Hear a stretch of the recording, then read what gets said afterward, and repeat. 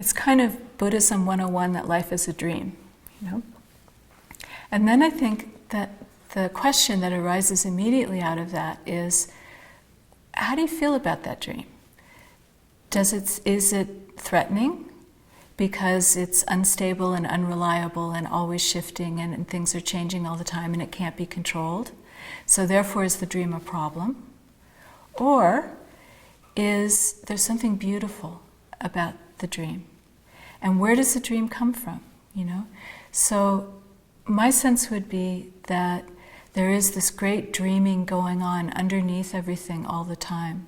And every individual being and thing in the world and in the universe is contributing to that vast communal dreaming, which is the universe. It's the same thing as the universe. So then, you know, this beautiful question that each of us has is, what's my particular dream within that vast dream of the universe? And what is the thing I can do to contribute to that communal dreaming? There are parts of the dream that can seem like a nightmare sometimes.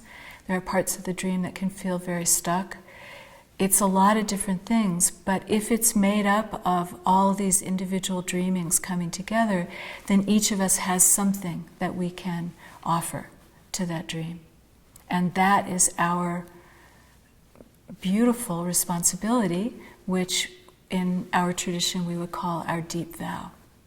We have found in our community that we're made up largely of artists, because artists are, for reasons that fill me with joy, very attracted to this practice. There's something about the koan way and this way of endarkenment, this way that loves the radiance of the dark, that feels simpatica to artists. In you know, maybe in unspoken or, you know, unarticulated ways. So that's the process. The process is more, this is a way of seeing life as creation, as artistic, as something that we are involved in as artists, that our own lives are, in a way, that kind of creation, that we are working with the great dream of the world to create this individual dream that is our own lives. And all of that, everything that that I've been talking about, from the willingness to be uncertain, the desire to be fetchable, the awareness all the time of the tremendous power and beauty surrounding us and of which we are a part, that's just vibrating all the time, right here and right now. And that matters when we figure out, you know, what we're going to do that day, or how we're going to do what we have to do that day. All of that matters. I think all of those things are things that I sense many people being hungry for, or thirsty for, is maybe the better word. And it offers a way. We can't claim ownership of any of this. It existed long before probably human beings existed. But we can offer our allegiance to it. We can bring it into our lives. We can commit to living lives of courage and of generosity. People often talk about the ways this way has changed their lives as it changes their heart minds, and sometimes those are in very big ways, you know, in terms of what they're doing in their life, or really how their relationships are, and what kinds of activism they might get involved in, or how they hold the activism they're already involved in. So it has effects like that. People who return to an art that they hadn't done since their 20s, or whatever it is.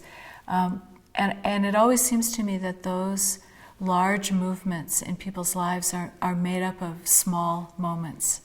I remember someone telling me once that his son had come to him and said something really disturbing, and he opened his mouth to yell at his son, and these soft words of love came out, you know, completely unexpected to him. And other people speak of that kind of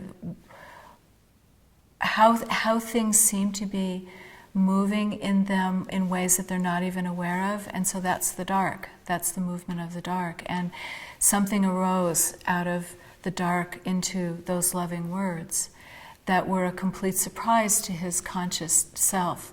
But how beautiful that the practice had opened up the channel along which that water could flow and out of his mouth. So while there are these large things happening, there are all these small moments like that change the world every time, change the world. In this way, as time goes on, we begin to notice what is moving in us and what we have somehow inexplicably, not by conscious design, become the expression of, without our even being aware of it. And as we become aware of how we have become the expression of something new to us, new in our lives, we begin to feel everything shifting, everything changing, and often we make great changes in our lives, in what we do in the world and how we are and how we treat other people. And we begin to see that those changes are made up of these small, unexpected moments that feel full of grace, that we could never have manufactured by diligent practice or careful checklist or anything else, because what we've done is we have allowed the world to move through us. And that is the world changing the world.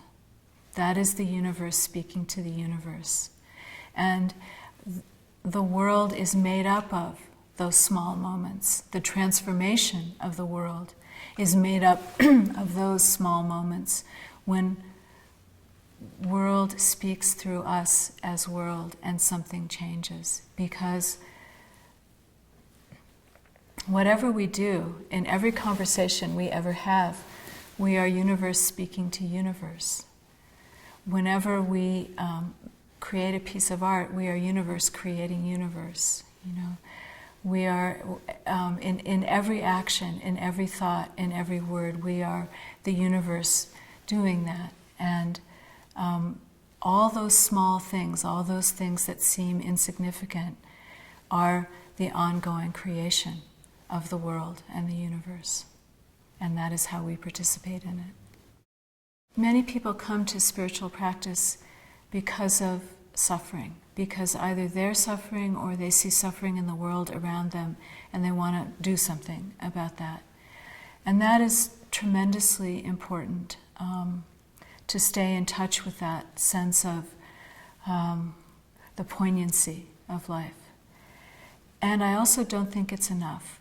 I think in addition to caring about suffering, we have to love something. And we have to offer our allegiance to that thing we love.